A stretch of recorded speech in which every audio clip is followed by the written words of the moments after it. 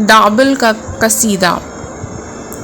حضرات ائمہ معصومین علیہم السلام کے زمانے میں بہت سے شاعر تھے جو اپنی زبان اور شعر سے دشمنوں سے جہاد و مقابلہ کرتے تھے اور اپنے اشعار میں ائمہ معصومین علیہم السلام کے حق کا دفاع کرتے تھے۔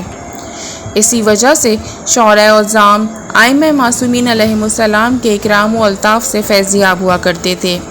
کمیت اور سید اسماعیل حمیری یہ دونوں حضرت امام صادق علیہ السلام کے مورد لطف و محبت تھے۔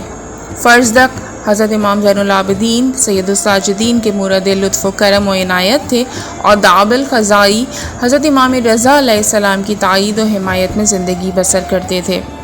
جب امام علی رضا خراسان میں رہتے تھے تو دابل خزائی امام کے پاس گئے اور اپنے معروف قصیدے کو پڑھا۔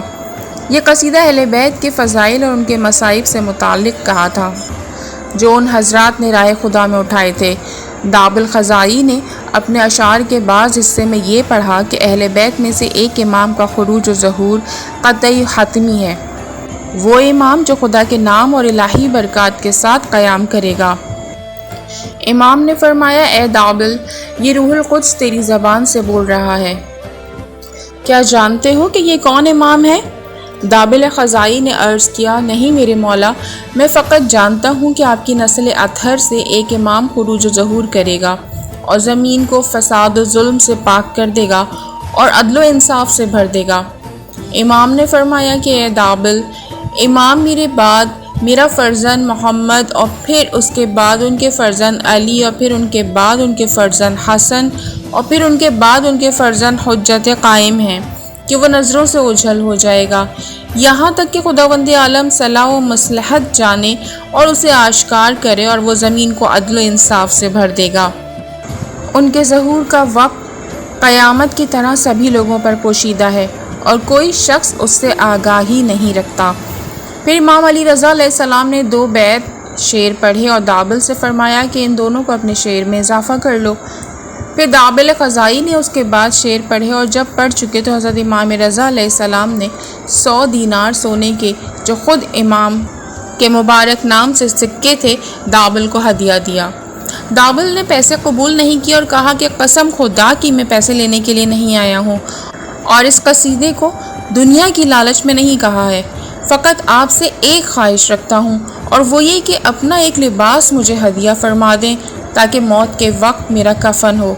حضرت امام علیہ السلام نے اپنے لباس کو 100 دینار رتلہ کے علاوہ اس کے پاس بھیجا اور پیغام بھجوایا کہ اس پیسے کو لے لو کہ تم جلد ہی اس کے محتاج ہوگے۔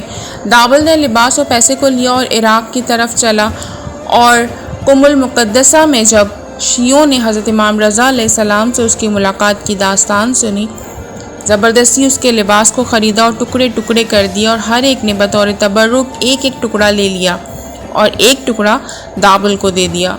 جب دابل عراق پہنچے تو معلوم ہوا کہ چور گھر سے تمام سامان لوٹ مار کر لے گئے ہیں، اور ان کی بیوی بھی درد چشم میں سخت مبتلا تھی اور داہنی آنکھ اندھی ہو چکی تھی اور بائیں آنکھ بھی اندھی ہونے والی تھی۔ دابل خزائی نے حضرت امام رضا علیہ السلام کے سکے کو 10,000 درہم میں عراق کے شیعوں کے ہاتھ بیچا اور اس پیسے سے گھر خریدا، پھر اس ٹکڑے سے جو امام کے لباس سے بچ گیا تھا اپنی بیوی کی آنکھ پر باندھا۔ دوسرے دن صبح کو معلوم ہوا کہ امام کے لباس کی برکت سے بیوی کی آنکھ کو شفا مل گئی ہے۔ چور بادشاہ۔ مامون نے اپنی بہت سی ضرورتوں کے تحت امام علی رضا علیہ السلام کو مدینہ منورہ سے خراسان بلایا اور زبردستی امام کو اپنی ولی عہدی کا مقام و منصب دیا۔ کبھی کبھی امام مامون کے داہنی طرف بیٹھتے تھے اور مامون قضاوت کرتا تھا۔ ایک روز لوگ خبر لائے کہ ایک شخص نے چوری کی ہے۔ مامون نے حکم دیا کہ چور کو پکڑ کر لایا جائے۔ جب اس کو لائے، مامون نے اس کے چہرے کی طرف دیکھا اور اس کو زاہد و متقی شخص پایا کہ آثار سجدہ اس کی پیشانی پر تھے۔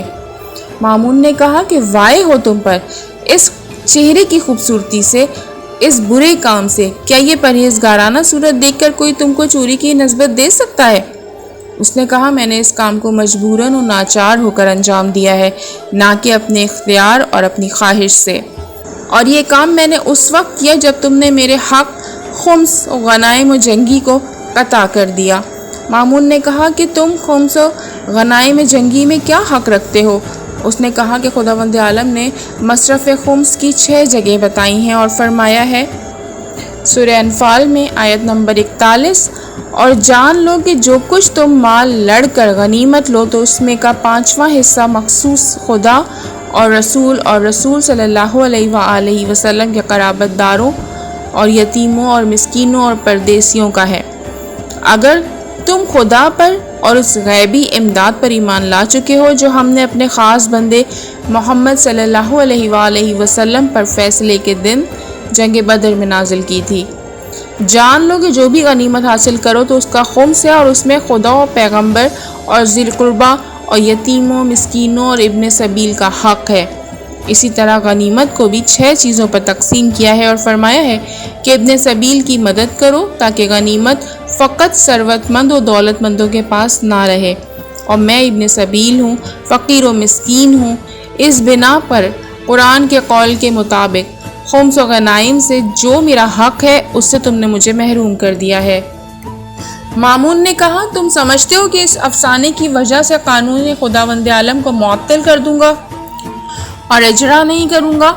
اس نے کہا پہلے تم خود اپنے کام کو دیکھو اور اپنے کو پاک و پاکیزہ بناؤ، پھر دوسروں کے لیے پاکیزگی کی فکر کرو۔ پہلے اپنے اوپر حدود الہی اجرا کر لو، پھر دوسروں پر حدود و تعزیرات جاری کرو۔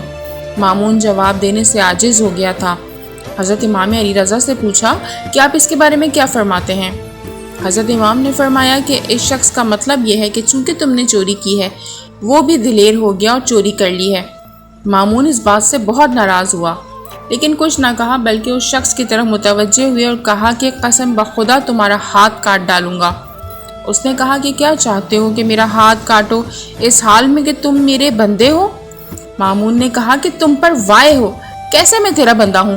اس نے کہا کہ تیری ماں کنیز ہے اور تیرے باپ نے اس کو مسلمانوں کے مال سے خریدا ہے، اس وجہ سے تم تمام مسلمانوں کے بندے اور غلام ہو۔ دنیا کے جو مشرق و مغرب میں زندگی بسر کرتے ہیں مگر یہ کہ تجھ کو آزاد کریں، لیکن میں نے تجھ کو آزاد نہیں کیا ہے۔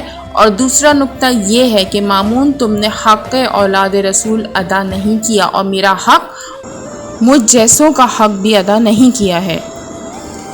اور تیسرا نقطہ یہ ہے کہ تم پلید ہو۔ کثیف و ناپاک شخص اپنے مثل کو پاک نہیں کر سکتا، بلکہ پاک شخص ہی آلودہ افراد کو پاک کر سکتا ہے۔